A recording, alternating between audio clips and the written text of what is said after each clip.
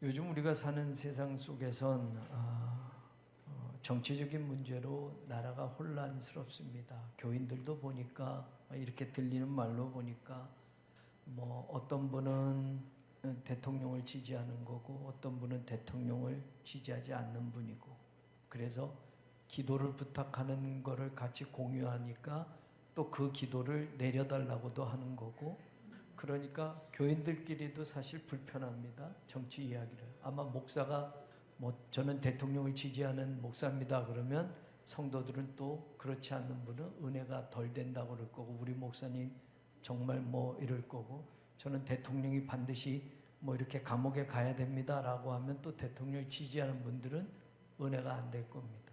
하나님을 믿는 신앙이 정치적인 신념이나 어떤 정치적인 활동에까지도 작용이 되어서 내가 믿는 하나님은 이쪽에 있어야 되고 또 내가 믿는 하나님은 저쪽 편이 되면 안 돼야 되는 거. 우리 그렇게 살고 있습니다. 사실 드러내놓지 않지만 교회 안에도 이쪽 편 저쪽 편이 있습니다. 정치적인 편향성을 가지고 있습니다. 하나님을 믿어도 소용이 없습니다. 하나님을 믿어도 그 이야기가 나오면 서로 불편합니다. 또 서로 싫어합니다. 교회 안에서는 서로 얘기하지 맙시다라고 이야기를 합니다. 그래서 목사들도 아예 교회에서 정치 얘기는 하지 맙시다라고 하는데, 어떤 분들은 양비론이 되냐, 이쪽 저쪽 다 나쁘고 그래서 목사는 그냥 기도만 하면 된다, 하나님 앞에 기도만 하면 된다, 이렇게 말해야 되느냐라고 이야기를 해요. 저도 정치적인 어떤 성향이 있겠죠. 신앙보다 더 중요하냐라고 할 때, 그럼 목사님 기도만 하는 게 신앙입니까? 나가서 외쳐야 되지 않습니까? 이런 분들도 있어요. 요즘 교회들마다 아주 그렇게 시끄럽대요. 오늘 다윗이 시편 36편을 기록한 걸 한번 보세요. 악인의 죄가 그의 마음으로부터 이르기를 그의 눈에는 하나님을 두려워하는 빛이 없다. 여러분, 악인이라고 할 때 윤리적으로 무슨 어떤 인생에서 우리가 악하다고 하는 그런 악이라는 개념보다는 하나님을 두려워하지 않는 사람들, 하나님을 두려워하지 않는 것은 하나님 존재를 인정하지 않는 사람들이죠. 그러니까 하나님 없다는 사람은 하나님 없이 자기의 주관대로, 자기의 소신대로, 자기의 어떤 지식대로, 경험대로 살아가는 겁니다. 악인들의 성향이 그렇습니다. 하나님을 인정하지 않는 사람들, 하나님을 믿지 않는 사람들은 하나님을 당연히 두려워하지 않습니다. 그런데 그들의 죄가 어떠냐라고 할 때 2절도 보면 스스로 자랑하기를 자기 죄악은 드러나지 않는다, 미워함을 받지도 않는다. 하나님이 없는데 내가 죄를 져도 무슨 상황이야. 남들만 알지 않으면 되지, 하나님이 무슨 나한테 죄 졌다고 벌을 주고 이런 분이야? 하나님을 두려워하지 않아요. 하나님이 없다고 생각하니까 하나님의 심판에 대해서는 심각하게 생각하지 않아요. 그러니까 그들은 죄를 지어도, 나쁜 짓을 해도, 악한 일을 해도 나 괜찮아 라고 살아가는 겁니다. 3절도 보면 그 입에서 나오는 말은 죄악과 속임이라. 그리고 3절 하반절 지혜와 선행을 그쳤고, 4절 그는 그의 침상에서 죄악을 꾀하고 스스로 악한 길에 서고 악을 거절하지 아니하는. 여러분, 악, 죄악이라는 단어가 이 1절부터 4절까지 쭉쭉쭉쭉 계속 나와요. 하나님을 경외하지 않고, 아니 경외는 둘째치고 하나님을 두려워하지 않고 하나님을 믿지 않는 자들은 악한 것에 대해서 두려움이 없습니다. 내 이득이 되면 그 일을 가는 겁니다. 그 일을 하는 겁니다. 괜찮아, 누가 나한테 뭐라 그래 라고 하는 거예요. 그런데 여러분, 그로 인해서 세상은 어지럽죠. 세상은 힘들어지죠. 하나님을 믿는 우리에게 갈등도 생깁니다. 하나님을 믿지 않는 악한 자들이 벌이는 일들을 통해서 하나님을 믿는 우리들이 고통을 받기도 합니다. 세상의 질서가 깨지기도 합니다. 악한 일들 때문에 여러분, 세상에서 착한 사람들이 어려움을 당하기도 합니다. 쉽게 더 이야기하면, 여러분, 북한의 정권은 하나님을 인정하지 않잖아요. 공산주의는 하나님을 인정하지 않으니까 여러분, 하나님을 두려워하지도 않습니다. 그러니까 여전히 자신들의 체제를 유지하기 위해서 사람을 죽이기도 하고요, 함부로 말하지 못하게도 하고요, 자유를 속박하기도 하는 세상입니다. 저 세상은 얼마나 암담하게 살아갑니까?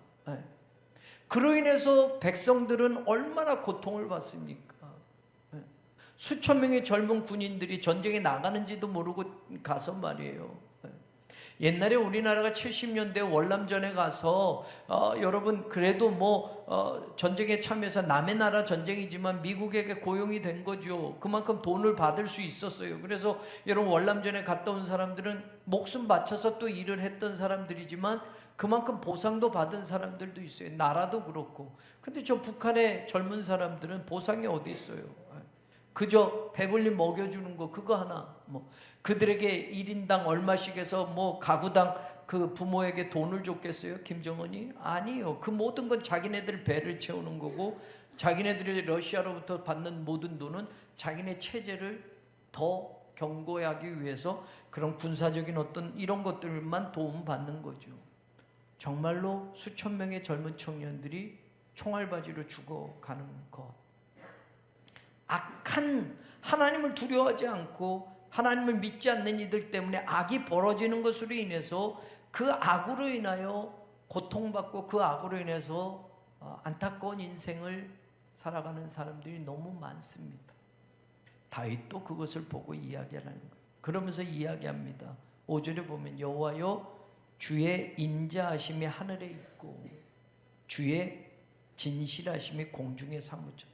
여러분, 주의 인자하심과 진실하심은 하나님의 언약, 하나님이 약속한 것을 기반한 겁니다. 그렇기 때문에 다윗이 고백하는 게 뭐냐면 하늘에 있다, 공중에 사무쳤다는 영원하다라는 거예요. 영원하다는 거.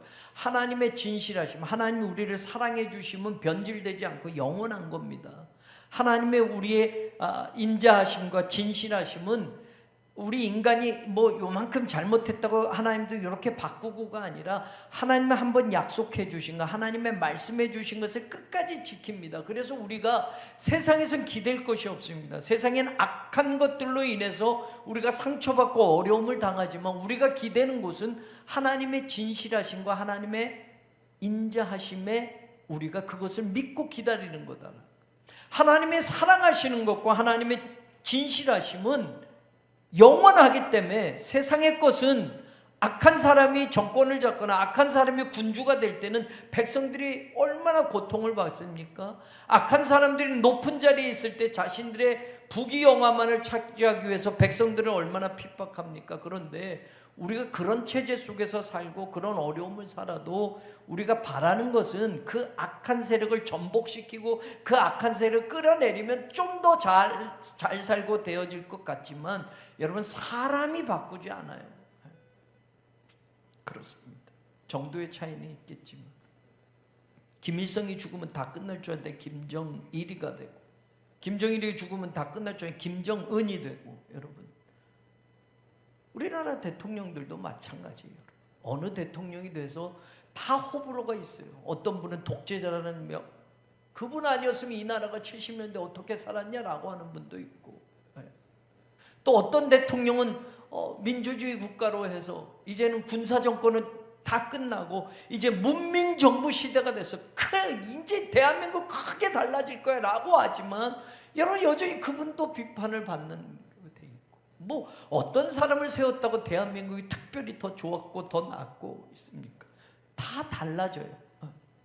오늘 이 말씀 속에 제가 이야기하고 싶은 건 하나님을 믿는 우리가 말입니다, 바라는 것, 세상에 악이 존재해요. 그 악을 내가 쓸어버려야지, 그 악을 내가 제거해야지, 그 악을 내가 해결해야지가 아니라, 여러분, 악한 것으로 인해서 우리가 고통받고 악한 것으로 인해서 악인으로 인해서 우리가 설령 어려움을 당하고 힘든 과정들을 살아가지만 우리가 바라보는 게 뭐냐? 하나님의 인자하심과 진실하심이 영원하기 때문에 그것은 변하지 않는다는 거예요. 세상은 사람이 누가 세워도 여러분 달라요, 달라. 바꿔가지고 또 다른 사람 세우면 대한민국이 아니요, 천만에요. 여러분 속지 마세요. 우리가 바라볼 건 하나님의 사랑과 하나님의 진실하심은 영원하다. 다윗이 그걸 이야기를 하려는 거예요. 그 다음에 보세요. 주의 의는 하나님의 산들과 같고 주의 심판은 큰 바다와 같으니이다. 산 그리고 바다, 이것도 영원한 것으로 사람들은 생각하네. 천장지구, 하늘천, 장, 오래장자, 땅짓자, 구, 오래구자. 여러분, 하늘과 땅은 영원한 것처럼 생각하는 거예요. 네. 그러니까 오늘 다윗도 그 표현을 하고 있는데, 하나님의 의, 하나님의 심판은 산과 같고 바다와 같다라고 이야기를 해요. 영원한 것이. 아까 말한 진실과 인자함을 이야기하는 거죠. 이 말은 다시 말하면 뭘 이야기하냐면, 의와 하나님의 판단, 심판, 이것은 여러분 법정 용어예요. 법정 용어. 하나님이 마지막 판단해 주시는 것, 하나님이 마지막 심판해 주는 것, 하나님의 법정은 여러분 세상 것과 다르다라는 거예요. 세상의 법정이 여러분 옳은 것 같이 보이고 공의롭게 판단하는 것 같지만, 여러분 세상의 재판은 공의롭지 못한 경우도 있어요. 굽은 경우도 있어요. 오늘 우리 교회가 명도 소송에 대한 이의 신청이 있었어요. 네. 여러분, 명도가 됐기 때문에 여러분 이 세상 법이 그래요. 명도된 건 우리 건물 안에 있는 것들을 명도하는 거지, 건물을 부수라 하고까지는 판결이 안 난 거예요. 근데 지금 조합이 우리 건물을 부숴버렸어요. 임시예배초소를. 그러니까 여러분 우리가 손해난 거잖아요. 거기에 대해서, 명도에 대해서는 각하가 돼서 어쩔 수 없지만, 명도가 돼서 그 안에 있는 것들은 뭐 뺄 수 있고 하지만, 건물까지 여러분 철거를 할 수 있도록 허락을 내린 건 아니에요. 그런데 이미 철거가 됐기 때문에 우리가 이의 신청한 게 의미가 없게 돼버렸어요. 억울하잖아요. 억울하잖아요. 따질 일이 없게 됐어요. 이미 끝나버렸기 때문에. 네. 그래서 이제 우리 교회 임시예배초소를 허문 것에 대해서 법적인 것을 우리가 고소를 했어요. 고소를 해서 이건 또 경찰서에 가서 경찰에서 이제 다음 주 월요일 날 신문을 해요. 그럼 이걸 누가 철거를 했느냐, 무슨 근거로 철거를 했느냐라고 이제 이거 신문 조서가 꾸며지고, 그러면 양측에 지금 가서 이제 하면 이 부순 업체를 부르고 우리 교회 또 담당자를 불러서 이거에 대해서 또 이제 법적인 걸 따지는 거예요. 여러분, 세상의 법이 우리의 억울함을 풀어줄 것 같지만 어떤 경우는 그렇지 못해요. 그러나 오늘 다윗이 이야기하는 건 뭐냐? 하나님의 의, 공의예요. 하나님의 심판, 이것은 영원하기 때문에 절대로 변질되지 않는 거예요. 하나님이 판단해 주시고 하나님이 심판해 주시는 것은 정확하다라는 거예요. 세상에서는 여러분 악인이 득세할 수도 있어요. 세상에서는 악한 꾀가 이기는 것처럼 보여질 수도 있어요. 그런데 다윗은 그 이야기를 하는 거예요. 그래서 그 악인을 끌어내리고 그 악한 것들을 없애야만 세상이 깨끗한 게 아니라, 여전히 세상은 우리들의 억울함이 존재하고 말이에요. 그럴 수밖에 없어요. 그런데 우리는 하나님의 공의와 하나님의 심판은 정확하다라는 것을 믿고 그것을 기다려야 된다, 그것을 바라봐야 된다라고 말하고 있어요. 그러면서 오늘 중요한 것을 이야기해요. 우리들의 신앙이, 저는 그렇습니다. 요즘 되어지는 세상에서 세상을 주목하고 막 이 편 저 편을 들어서 이게 옳아 저게 옳아, 우리도 똑같이 거기 들어가서 그게 아니라, 지난주에 말씀 나누는 것처럼 하나님의 눈에서 노하는 은혜를 발견한 것처럼 말이에요. 모두가 세상 것 기준대로 막 살고 세상 것 바라보는 눈을 가지고 살았던 그때에 노아는 하나님의 눈에서 은혜를 발견해서 하나님의 은혜를 입은 사람으로 마지막 때 살아서 방주를 지어낸 거예요. 생명을 살리는 일을 한 거예요. 네. 오늘 우리 교회도 마찬가지.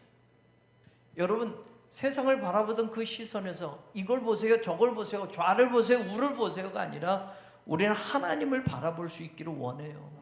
거기에 답이 있어요. 네.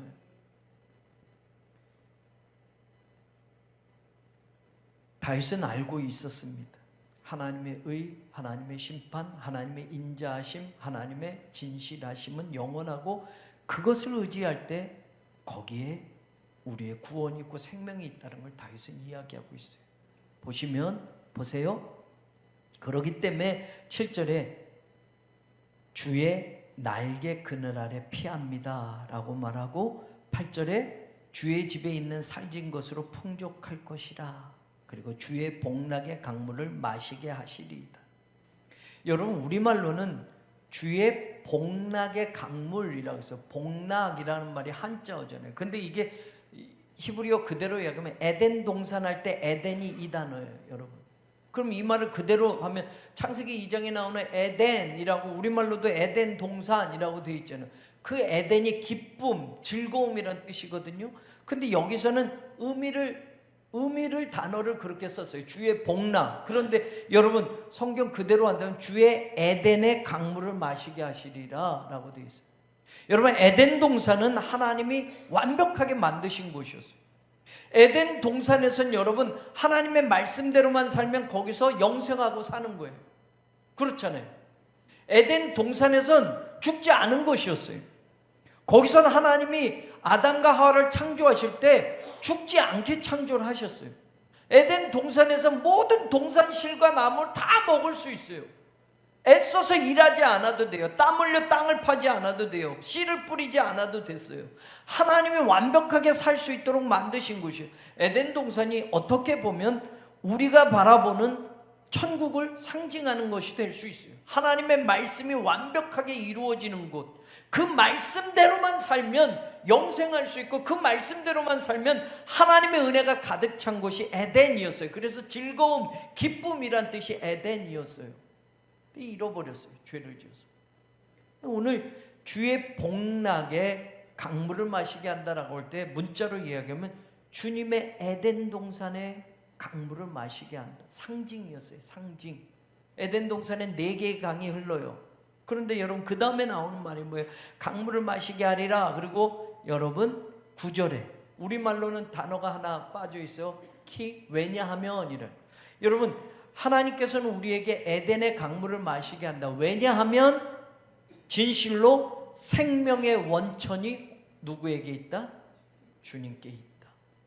여러분 이거 믿으세요? 생명이면 여러분 죽음과 반대되는 거예요. 원천이라고 되어 있는데 원천 한자어로 그냥 넣은 거예요.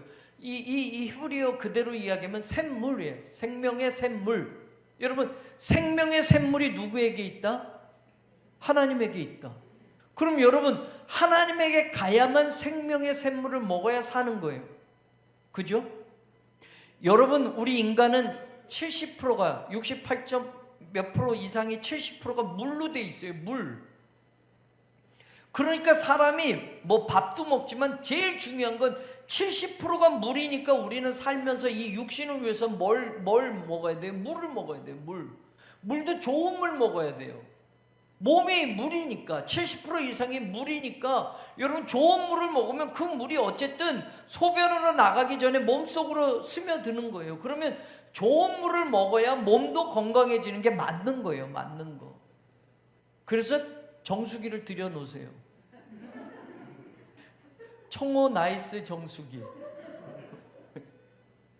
정수기도 먹고 무슨 산소가 많이 들어간 물도 있고 무슨 물도 있고 물이 그만큼 중요해요. 그런데 여기서 말하는 물은 생명의 원천이 주께 있다라는 말은 육신도 보면 물이 중요한 거예요. 그래서 물 얼마나 중요한지 몰라요. 근데 생명의 원천이 주께 있다. 생명의 샘물이 주님께 있다. 주의 복락의 강물을 마시게 한다. 에덴의 강물을 마시게 한다라고 할 때 여러분 이 생명의 원천, 오늘 저는 요거를 이야기하려는 거예요. 생명의 샘물이 주님께 있다라고 할 때 이 의미를 오늘 우리가 어떻게 받아들일까? 여러분 이 생명은 육신 몸 70%가 물인 이 생명을 말하는 게 아니에요. 그죠? 영원한 생명이 주님께 있는 거예요. 그러면 우리 인생이 이것만큼 중요한 게 없는 거잖아요. 이 생명의 샘물을 먹는 것만큼 중요한 게 없는 거잖아요. 생명의 샘물은 주님께 있다고 했는데 여러분 주님이 아닌 다른 곳에서 인생을 허비하는 인생이 돼서는 안 된다는 거예요.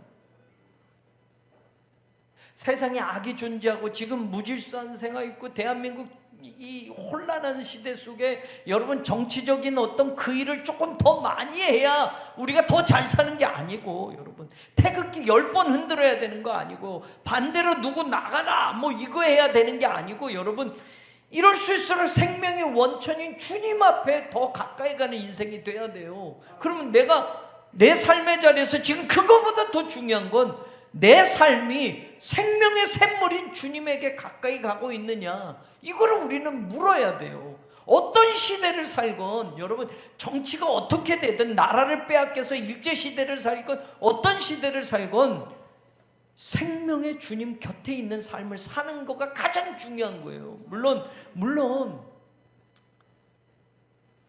의로운 일도 해야 되고 착한 일도 해야 되고, 나라를 잃어버리면 독립투사도 돼야 되고, 다 맞아. 근데 여러분, 우리가 본질적인 거를 제가 지금 여러분과 나누는 거예요. 지금 교회가 어려워요. 그럼 뭘 해야 되느냐? 생명의 원천인 주님에게 우린 조금이라도 더 가까이 있느냐?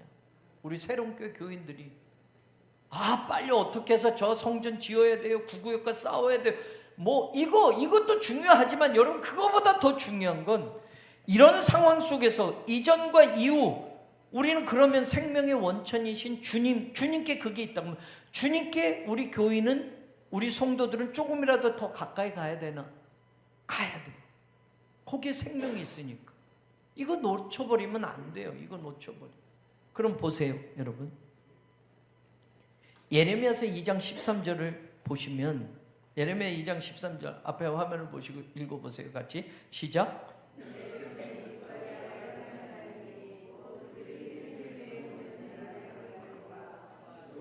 자, 생수의 근원이 누구를 버렸다? 지금 하나님이 예레미야를 통해서 유다 왕국의 멸망이 되어지는데, 그들의 삶의 모든 것, 뭐 우상을 섬기고 뭐 정치인들이 잘못하고 이런 거 다가 종합적으로 이야기하면 이게 지금 뭘 하는 거다? 생수의 근원인 나를 버리는 거야. 그리고 거꾸로 뭘 하느냐? 자기가 웅덩이를 파, 물을 얻으려고. 웅덩이를 파는데 그 웅덩이는 어떻게 해요? 물을 가두지 못한 터진 웅덩이를 파는 거야.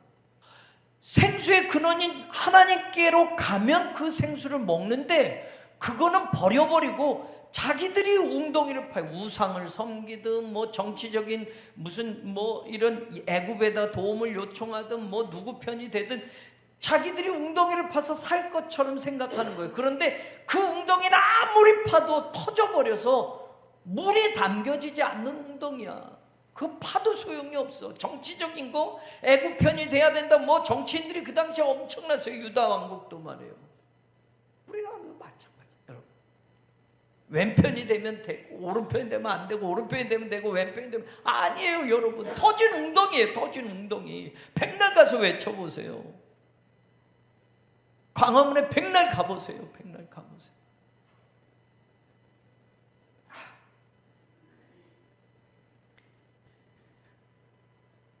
생수의 근원이신 하나님을 버렸다.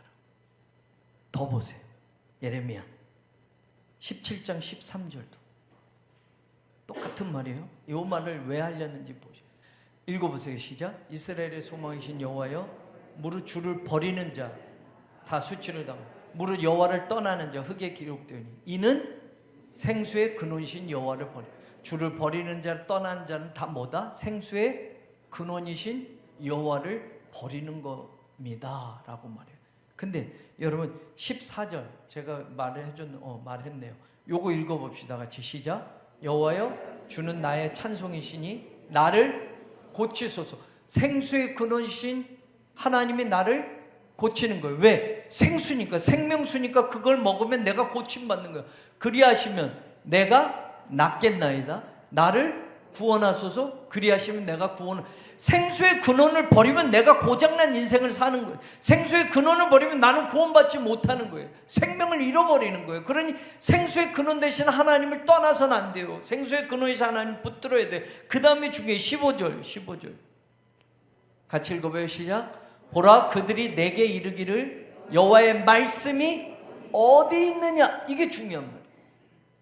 여러분, 하나님은 예레미야를 통해서 생수의 근원이신 나를 버렸어 라고 말하는데, 여러분 그것을 하나로 간단하게 설명하는 건 뭐냐면, 그들이 지금 공통으로 말하는 건 뭐냐면 하나님의 말씀은 어디 있어? 라고. 우리한테 이야기하는 축복의 말씀, 우리에게 말하는 그런 모든 말씀, 이 말은 하나님의 말씀을 무시하는 거예요. 하나님의 말씀을 듣지 않겠다는 거예요. 여러분, 그러면 여기서 중요한 한 가지를 봐요. 생수의 근원이신 하나님을 버리는 것은 무엇과 같은 거예요? 하나님의 말씀을 듣지 않는 것. 하나님의 말씀을 버리는 것. 여러분, 생수의 근원하면 하나님의 무슨 물이 아니잖아요. 물이 아니잖아요. 비유를 얘기하는 거죠. 은유적으로 얘기하는 거잖아요. 생수의 근원이신 하나님을 버린다라는 건 그 생수를 먹어야 내가 고침받고 그 생수를 먹어야 내가 구원받는 거예요. 그런데 그 생수의 근원이신 하나님을 버린다라는 말은 총체적으로 얘기하면 하나님의 말씀을 듣지 않는다는 거. 하나님의 말씀대로 살지 않겠다는 거. 오늘 우리들의 삶도 마찬가지. 생수의 근원이신 하나님, 생명의 원천이신 하나님, 그것은 무엇이냐? 하나님의 말씀을 붙드는 거예요. 하나님의 말씀. 그 말씀이 구원이에요. 그 말씀이 나를 고쳐요. 여러분, 하나님을 믿으면 고침받습니다. 근데 믿는데 뭘 믿어요? 하나님의 말씀을 믿는 거죠. 하나님의 말씀은 하나님 자신이니까. 하나님을 믿으려면 하나님의 말씀을 믿어야 돼요. 어떻게 하나님을 알아? 세상에서 가르쳐 주는 것도 아니고 학교 가서 배우는 것도 아니고 하나님의 말씀을 듣고 믿어야만 하나님을 믿는 거예요. 온전히. 그러니 생수의 근원이신 나를 버렸다는 너희가 내 말을 듣지 않았다와 똑같은 말이 되는 거예요. 저는 여호와로 인하여 기뻐하는 것, 그것은 여러분 세상에서 뭘 얻어서 기쁜 게 아니라 하나님으로만 기뻐하는 신앙의 정말 다른 차원인 것을 우리가 오래 경험하기를 주님의 이름으로 축원합니다. 말씀이 얼마나 중요한지. 그 말씀은 들어도 되고 안 들어도 되고가 아니라 must. 하나님의 말씀은 꼭 들어야 돼. 그 말씀이 생명과 직결이 되니까. 그 말씀이 생명의 원천과 같은 거니까. 그러니 여러분, 올 한 해 내게 주시는 말씀이라면, 아니 내가 듣는 모든 예배의 자리에, 내 모임의 자리에서 듣는 모든 말씀이라면 그 말씀에 줄을 쳐서라도 내 것으로 삼고 내 것으로 듣고 내 것으로 먹고 내 것으로 살 때 여러분 거기에 고침이 있고 생명이 있고 하나님의 능력이 나타나는 줄로 믿습니다. 이게 첫 번째. 두 번째 보세요. 요한복음 4장 10절. 요한복음 4장 10절. 같이 읽어보세요. 시작. 예수께서 대답하여 이르시되 네가 만일 하나님의 선물 또 네게 물 좀 달라 하는 이가 누구인지를 알았다면 네가 그에게 구하였을 것이요 그가, 예수님이 말하는 그는 3인칭으로 말하자면 지금 말하는 예수님 자신이요. 예수님이 누군지 모르고 이 수가성 여인이 물길로 왔다가 나 물 좀 줄래? 그러니까 뭐 너 당신은 유대인인데 어떻게 나 사마리아 여자한테 말을 걸고 나하고 접촉하려니까 못하였거든요. 그 당시. 근데 예수님이 하는 말이에요. 너한테 물 좀 달라고 하는 그 사람이 누군 줄 알았다면 너는 오히려 그분에게 물을 구했을 것이고 그 사람은 그냥 한 번 먹고 또 조금 있다 목마른 물이 아니라 너에게 생수를 주었을 거야. 그 말을 또 이제 하는 거예요. 보세요. 4장 10절에서 여러분 14절을 보세요. 14절 같이 읽어봐요. 시작. 내가 주는 물을 마시는 자는 영원히 목마르지 아니하리니 내가 주는 물은 그 속에서 영생하도록 솟아난 샘물. 예수님이 주는 물, 목마르지 않는 물. 아까 말씀과 생명의 원천 그걸 이야기하는데 여러분 예수님에게 이 물이 있대요. 이 물이 있대요. 그럼 이 물을 우리가 먹어야 되잖아요. 우리도 똑같이 신약으로 와서 이걸 다시 해석하려면. 그럼 여러분 다시 요한복음 7장으로 왔습니다. 7장 38절 39절 같이 읽어보세요. 시작. 나를 믿는 자는 성경의 이름과 같이 그 배에서 생수의 강이 흘러나오리라. 그러니까 이는 그 생수의 강, 그게 뭐냐? 그를 믿는 자들이 받을 성령을 가리켜 하신 말씀이라. 여러분 예수님에게 생명수가 있어요. 그 생명수를 먹어야 돼요. 그런데 그 생명수는 성령을 일컫는 말이라고 했어요. 그럼 여러분 우리는 성령은 기도할 때 받는 게 성령이고 성령은 뭐 방언만 하는 게 성령이라고 생각하는데 성령은 생명과 직결이 되어져 있어요. 생명의 원천이다라고 말할 때 이제 신약에 와서 우리가 생각할 때 그 생명은 예수 그리스도에게 있어요. 예수 그리스도 나는 길이요 진리요 생명이냐. 예수님이 생명이 맞아요. 근데 그 예수님이 생명인 것을 알게 되려면, 그 예수님이 길인 것을 알려면, 그 예수님이 진리인 것을 알려면 반드시 성령이 있어야만 돼요. 이거 중요한 거예요. 이거 중요한 거예요. 예수님이 주는 샘물을 먹으면 영생한다라고 얘기했는데 그 영생, 네 배에서 영원히 생수가 흘러나와 그것을 가리켜서 누구라고요? 성령이라고요. 그럼 보세요. 요한복음 15장 26절로 가서 보세요. 같이 읽어봐요. 시작. 아버지께로부터 너희에게 내가 보내는 거예요. 그러면 성령은 누가 보내는 거예요? 예수님이. 그러니까 아까 내가 너에게 주는 물, 성령을 준단 말이에요. 보혜사, 곧 아버지께로부터 나오시는 뭐가? 진리의 성령이. 자, 그럼 성령에서 가장 중요한 건 뭐예요? 성령이 오시면 성령은 뭐 한다? 그가 나를. 그러면 여러분, 성령을 통하지 않고 예수를 믿을 수 없어요. 지식적으로 믿을 수 있겠지만 성령께서 예수님을 증언해 주실 거라고. 예수님, 그래서 내가 성령을 보내는 거야. 성령이 와야만 예수를 아는 거니까. 여러분, 실제적으로 오순절에 성령이 오기까지 제자들은 예수님을 모르는 거예요.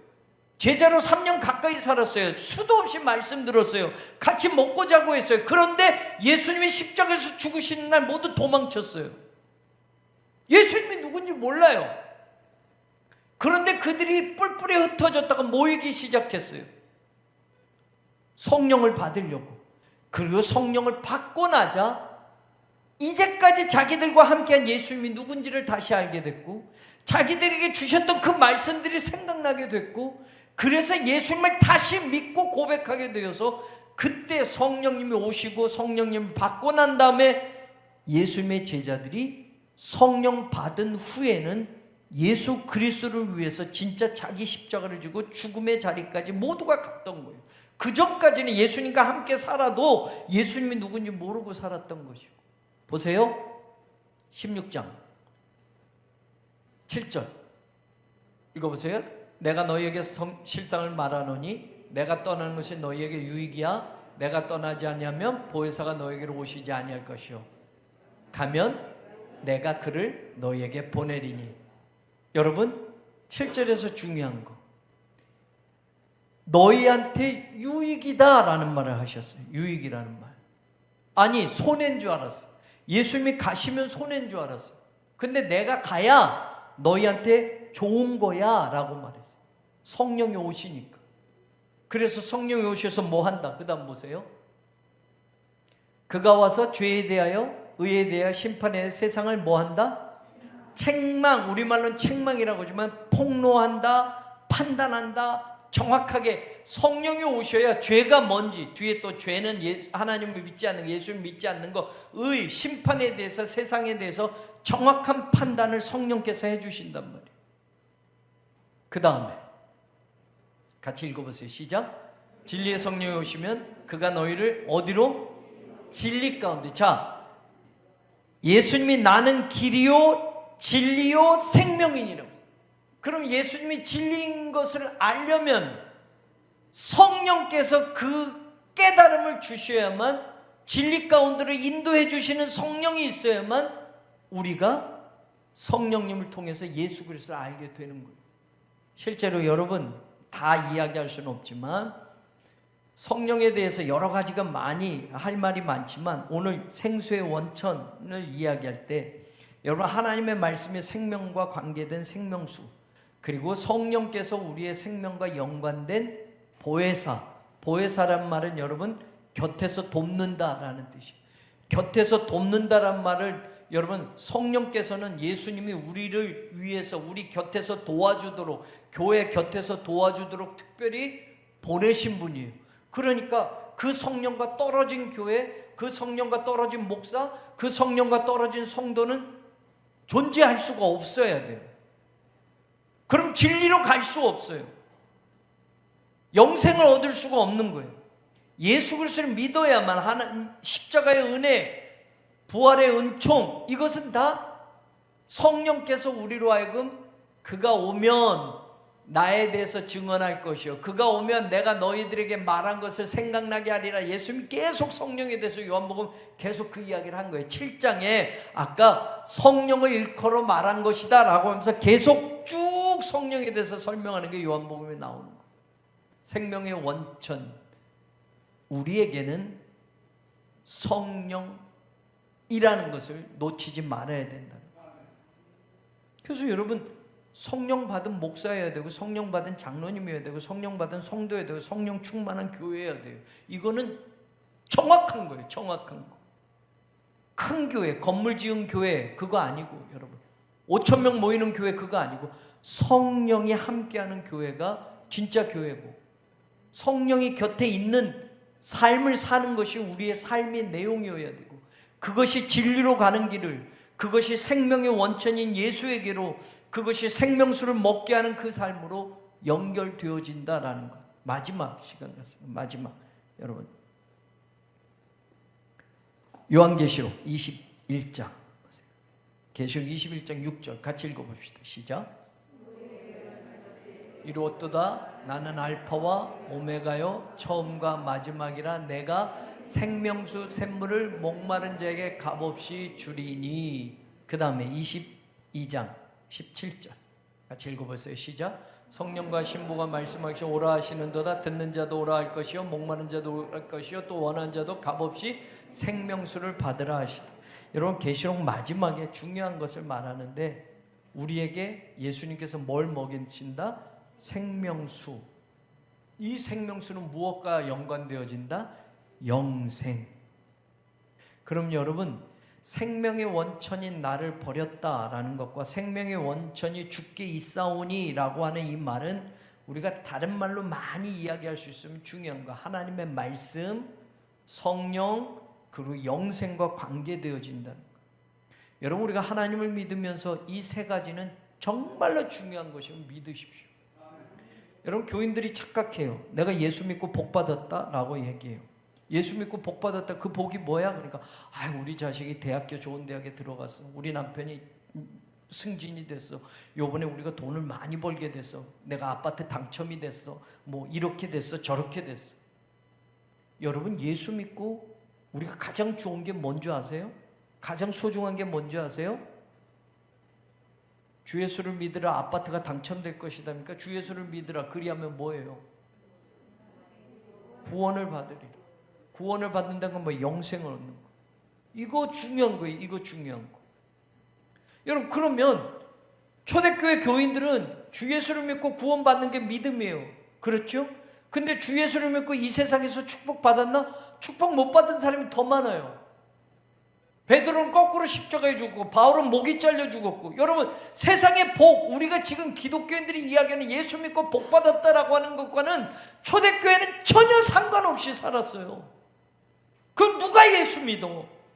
누가 예수 믿어? 예수 믿어서 죽었는데, 예수 믿어서 그 가족이 모두 몰살당했는데, 예수 믿어서 세상에서 좋은 거 한 개도 없었는데, 초대교회는 여러분 예수 믿어가지고 뭐 엄청난 부자가 됐습니다. 예수 믿어서 뭐 높은 관직을 이런 사람이 없었다고요. 예수 믿고 가장 중요한 게 뭐예요? 영생 얻는 것이었어요.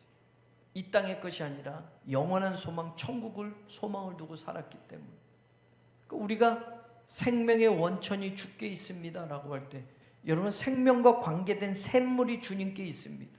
그게 말씀입니다. 그게 성령입니다. 그게 우리에게 약속한 영생인데, 그 영생이 여러분 지금 설명은 안 드렸지만 시간상 계시록 마지막에 보면 하나님의 나라가 보여져요. 하나님의 나라가 보여져요. 거기에 여러분 하나님과 예수님의 보좌로부터 생수의 강이 쫙 흘러나와요. 그리고 생명나무 열매가 양쪽에서 12가지 이 계절을 따라 과일을 맺고, 그 잎사귀가 사람들을 고치고 생명수를 먹어요.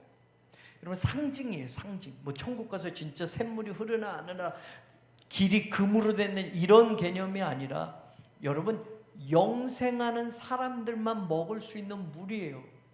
이미 영생한 거니까 우리는 예수 믿고. 그러면 오늘 생명의 원천이 주께 있습니다. 그 다음에 나오는 말 시편에서 말하는 주의 빛 안에서 우리가 빛을 보리이다. 이 말도 생명과 관계된 거예요. 주의 빛을 본다, 주의 빛을 보지 못한다. 빛을 보지 못한다는 건 죽는다는 걸 의미하는 게 구약에서 계속 이야기하는 말이고, 빛을 본다라는 건 생명이 있다라는 걸 말하는 거예요. 생명의 원천이 주님께 있사오니, 저와 여러분이 이것을 정말 믿는다면 다윗처럼, 여러분 오늘 이 시대, 복잡한 시대, 양극화된 시대, 정치적인 혼란의 시대, 세계의 정세가 어려움의 시대, 뭐 정말 큰 일들이 막 일어나고 있는 이 시대에 더 가까이, 주님께 가까이 생명의 원천이 주께 있다고 했으니, 주님께 있는 그 생명수 물을 먹으려면 주님께 보다 더 가까이 가는 신앙이 되기를 원합니다. 예배. 그 예배가 별거 아닌 것 같지만 여러분, 그 예배가 생명의 원천인 주께 더욱 가까이 가게 하는 것임을 믿으십시오. 기도도 마찬가지. 신앙의 본질이 우리에게 회복되어졌으면 좋겠어요. 점점 바빠지고 점점 일이 많아지니까 예배도 줄어들고 기도 시간도 줄어들고 모임도 줄어들고.